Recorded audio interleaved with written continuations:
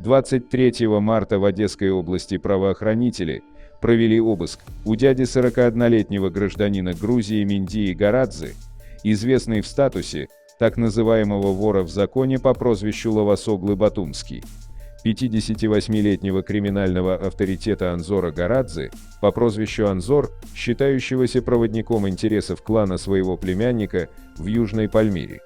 По словам собеседника, заинтересованность силовиков Анзором была вызвана очередным этапом расследования уголовного производства по результатам так называемой сходки в Одесском СИЗО образца 4 августа 2022 года. Как ранее сообщалось, по результатам соответствующего собрания, посвященного обсуждению краеугольного вопроса определения личности, так называемого смотрящего за городом Черноморск, в конце февраля текущего года заочно было объявлено подозрение Лавасоглы Батумскому и 5 авторитетным приспешникам криминального генерала. Речь идет о положенце от Миндии, 38-летнем надзирателе за Одесским СИЗО Романе Кахидзе, Рома Батумский, так называемых бродягах Игоря Ильницкого, Мотыль и Ивана Чумакова, Ваня Русский, а также смотрящих бывшего и нынешнего за городом Черноморск, Виталия Флоренко, Гном и Руслана Стадникова, Подушка.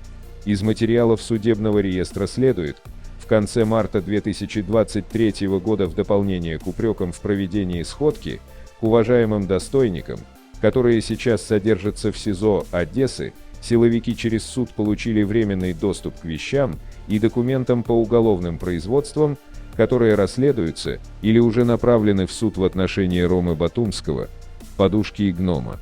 Параллельно с этим, правоохранители осуществили дополнительные превентивные меры в отношении других достойных из окружения Лавасоглы Батумского. 28 марта 2023 года глава Департамента стратегических расследований нацполиции Андрей Рубель отчитывался о факте выдворения из Украины 4 человек, подконтрольных вору в законе. Речь идет о разыскиваемом правоохранителями Молдовы авторитете Гигаме Агаджаняне, а также Каро Шахкяне, Михаиле Бадаляне и Аганисе Хачатряне.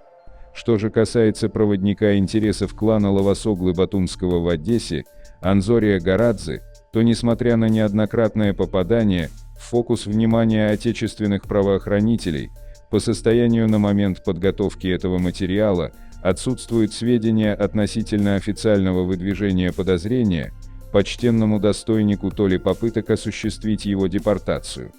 Не исключено, что это может быть связано с наличием у Анзора украинского гражданства на учредительные данные Александра Станева.